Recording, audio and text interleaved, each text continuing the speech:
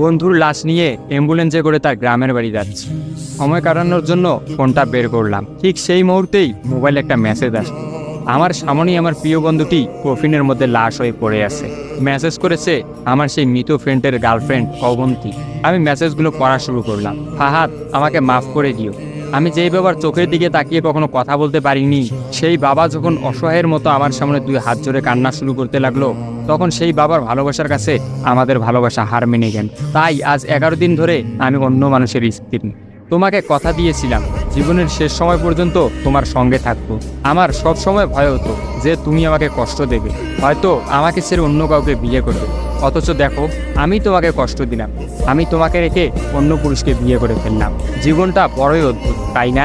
তোমার কি মনে আছে আমি তোমাকে কাঁদতে কাঁদতে বলতাম আমাকে কখনো ছেড়ে যাবে না? তো তুমি হাসতে হাসতে উত্তর দিতে, আমি তোমাকে কখনো ছেড়ে যাব না, তুমি আমাকে ছেড়ে গেলে যেতে পারো। তখন আমি অনেক রাগ করতাম, কারণ আমি তো তোমাকে পাগলের মতো ভালোবাসতাম। তুমি নেই এরকম কোনো পৃথিবী আমি কল্পনাও করতে পারতাম না। অথচ দেখো, আজ অন্য কেউ হচ্ছে আমার স্বামী। রোজ তার সাথেই আমাকে ঘুমাতে হয়, ঘুম থেকে উঠে তার মুখটাই আমাকে দেখতে। মানুষের জীবন এমন কেন যে যাকে চায় যদি তাকে পায়? প্রকৃতির তাতে কি এমন আসে যায়? কেনই বা প্রকৃতি তাদেরকে কাঁদায়? হুট করেই সব কিছু হয়ে গেছিল, তাই আমি ইচ্ছে করেই তোমার সাথে যোগাযোগ বন্ধ করতেই আমার নাম্বারটা বন্ধ করলাম। বিয়ের দিন ভাইয়ের ফোন হাতে নিয়ে আমার ফেসবুক আইডিটাও ডিলিট করে দিলাম। তুমি অনেক কষ্ট পেয়েছো আমি জানি, যার সঙ্গে সারা জীবন কাটাবো ভেবেছিলাম তাকেই শেষমেশ কষ্ট দিলাম। আমার পরিবারের সবাই খুশি, আমার স্বামীটা অনেক ভালো, এখন পর্যন্ত যা ব্যবহার করেছে আমার ভালোই লেগেছে। তবে ভবিষ্যতে কী হবে জানি না। তোমার কি আমার সেই প্রথম দেখা হওয়ার কথা মনে আছে? তবে সেটাই যে প্রথম দেখার, সেটাই যে শেষ দেখা হবে, এটা কখনোই ভাবতে পারি। আসলে মানুষের চিন্তার বাইরে যে কত কিছুই ঘটে, তাই না? সেদিন আমি তোমার সাথে 3 ঘন্টা ছিলাম, কিন্তু সেই 3 ঘন্টায় কেউ কাউকে স্পর্শও করিনি।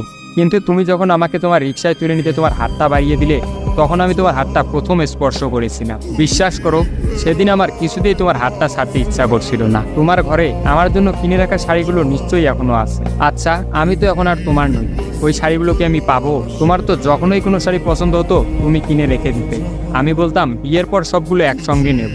দেখো, আজ আমি বিবাহিত, কিন্তু আমার স্বামী তুমি নও। আমি এমনটা কখনোই চাইনি।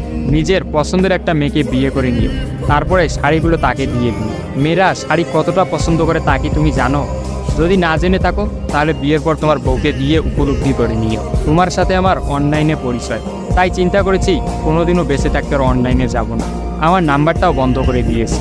আজকের পর থেকে আমাদের আর কোনোদিন কথা হবে না। তোমার কাছে একটা অনুরোধ, যদি চলার পথে আমাদের কোনোদিন দেখা হয়ে যায় তাহলে প্লিজ তুমি অচেনা হয়ে চলে দিও। নিজের যত্ন নিও আর জীবনটা গুছিয়ে নিও। জীবন তো একটাই, ভালো থেকো। কিন্তু আমি ভালো নেই। ইতি, তোমার ওই অবন্তী। সবগুলো মেসেজ একত্রে পড়লাম। আমার সামনে চিরনিদ্রায় শুয়ে আছে ফাহাদ। অবন্তী পরপর 5 দিন অনলাইনে আসেনি এবং ফাহাদের সাথে কোনো যোগাযোগ করেনি। তখন এক রাতে অফিস থেকে ফিরে ফাহাদ রাগ করে তার ফোনটা আসার দিয়ে ভেঙে ফেলে। ভাঙা মোবাইল আর ঠিক করা হলো না। ফাহাদ তার সিমটা আমার ফোনে ইনস্টল করে। জরুরি কোনো কল এলেই একমাত্র ফাহাদকে দিতাম। আর ফাহাদ রাগ করে বলল, যতদিন না পর্যন্ত অবন্তী আমাকে SMS করে ততদিন পর্যন্ত আমি আর নতুন ফোন কিনবো না। মোবাইল ভাঙার 2 দিন পরেই ফাহাদের প্রচণ্ড জ্বর আসে। একদিনের মধ্যেই ফাহাদকে হাসপাতালের মধ্যে ভর্তি করলাম। ডাক্তার পরীক্ষা নিরীক্ষা করে বলল ফাহাদের ডেঙ্গু জ্বর হয়েছে। তবে চিন্তার কোনো কারণ নেই। ডাক্তারের কথা বিশ্বাস করেছিলাম, কিন্তু ডাক্তার তো সবকিছুর খবর জানেন না। যিনি জানেন তিনি হচ্ছেন সৃষ্টিকর্তা। ফাহাদের হয়তো এই জ্বরকেই মৃত্যুর একটা ওসিলা বানিয়েছিলেন। যেই ডাক্তার বলেছিল চিন্তার কোনো কারণ নেই, আজ সকালে সেই ডাক্তারই ফাহাদকে মৃত ঘোষণা করলো। ফাহাদের আর জানা হলো না অবন্তীর কথা। আমিও অনেক ভেবে সিদ্ধান্ত নিলাম অবন্তীকে আর ফাহাদের মৃত্যুর খবরটা জানাবো না। অবন্তী যদি আর সত্যি অনলাইনে না আসে আর সেই পুরোনো সিমটা ইউজ না করে, তাহলে সে ফাহাদের মৃত্যুর খবর কখনোই জানতে পারবে না। কি বা লাভ এই সদ্য সংসার জীবন শুরু করা মেয়েটাকে কষ্ট দিয়ে? অথচ আমি ভাবলাম সে হয়তো ভাববে ফাহাদ অনেক ভালো আছে। কোনো একদিন শাড়ি পরতে গিয়ে হয়তো অবন্তী ফাহাদের কথা চিন্তা করবে। সে হয়তো ভাববে ফাহাদের কিনা শাড়িগুলো হয়তো তার স্ত্রী পরে রোজ তার সামনে আসে, কিন্তু ফাহাদের সাদা কাফন পরে কবরে যাওয়ার ঘটনাটা না হয় তার অজানাই থাকে। আমি ফাহাদের নাম্বার থেকে অবন্তীর ফোনে একটা মেসেজ দিলাম, আমার জন্য ভেবো না, স্বামীর সাথে নিজেকে মানিয়ে নেওয়ার চেষ্টা করো। বিবাহ বন্ধন জীবনের সবচেয়ে বড় একটা বন্ধন। ভালো থেকো আর স্বামীকে ভালোবেসো। অবন্তী রিপ্লাই দিল, এত সহজে ক্ষমা করে দেওয়ার জন্য অনেক ধন্যবাদ। আর মেসেজ দিও না। বিদায়, চিরবিদায়। আমিও মোবাইলটা পকেটে রাখলাম। অ্যাম্বুলেন্স ততক্ষণে ফাহাদের বাড়ির সামনে পৌঁছে গেছে। কফিনে রাখা ফাহাদের মৃতদেহটা নেওয়ার জন্য সবাই দাঁড়িয়ে আছে। আমি ফাহাদের কফিনটা স্পর্শ করে বিড়বিড় করে বললাম, তোর সঙ্গে আর কোনোদিন একই গাড়িতে চড়ে ভ্রমণ করা হবে না। আজ তোর আর আমার একসঙ্গে ভ্রমণের শেষ দিন। বিদায় বন্ধু, চিরবিদায়।